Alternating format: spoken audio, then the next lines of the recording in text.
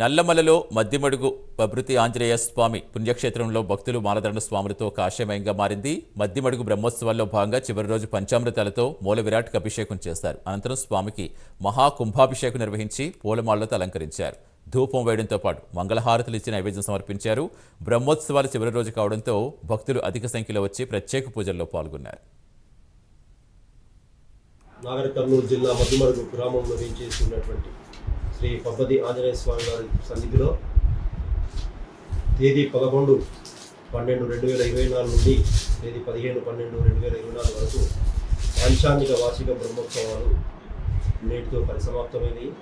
5 రోజుల కార్యక్రమంలో 11వ తారీఖు నాడు అంకురార్పణ, ధ్వజారోహణము, మూలమంత్ర హవనములు, 13వ తారీఖు నాడు సాయంత్రం పార్వతీ పరమేశ్వరుల కళ్యాణము, 14 నాడు సాయంత్రం శ్రీ సీతారామేంద్ర స్వామి వారి కళ్యాణ మహోత్సవం.